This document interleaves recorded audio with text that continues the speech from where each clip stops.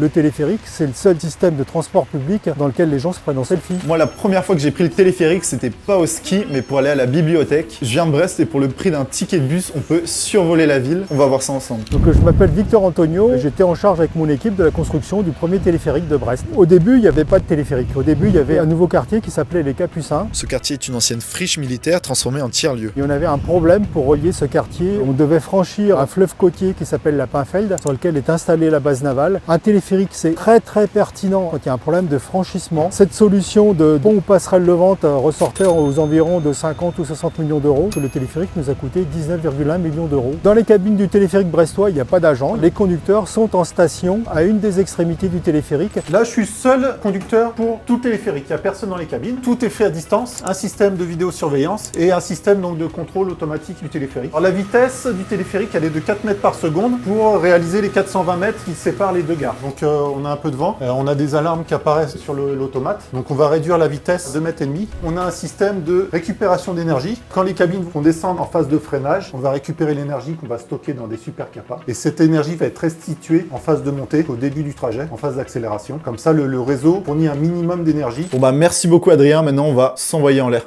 Je suis pas sûr de la garder celle-là. Pourquoi tu prends le téléphérique? Je vais en téléphérique, du coup réviser la bibliothèque et c'est le même prix qu'un ticket de tram. Pour aller travailler, t'as une belle vue, tu vois plein de choses, ouais c'est sympa. Quelqu'un qui a le vertige, mais je l'ai combattu grâce à ça justement. Maintenant ça va, je prends plaisir. En quoi c'est économe en énergie? Sur ce système téléphérique, le système poulie-câble a un très bon rendement mécanique, donc va naturellement consommer assez peu d'énergie. En quoi c'est écologique? Sur la façon de le construire, puisque quand on va poser des systèmes au sol, que ce soit un tramway, un bus, on a besoin de routes, on a besoin de rails, alors qu'un câble, eh bien, on peut laisser le sol tranquille, ne pas aller y faire de construction et on peut passer au-dessus d'espaces naturels sans les abîmer. Et un des autres avantages du téléphérique, c'est qu'il vole. La distance la plus courte étant la ligne droite, ça fait des longueurs d'aménagement qui sont la plus courte possible. Le téléphérique, c'est notre système de transport le plus efficace puisqu'on arrive quasiment à couvrir tous les coûts d'exploitation avec les ventes de tickets. C'est un voyage pour faire du transport public qui est extrêmement agréable. Le téléphérique, c'est le seul système de transport public dans lequel les gens se prennent en selfie. Ça n'arrive jamais dans les bus ou dans les tramways. Aujourd'hui, il y a seulement 3 téléphériques urbains en France, mais en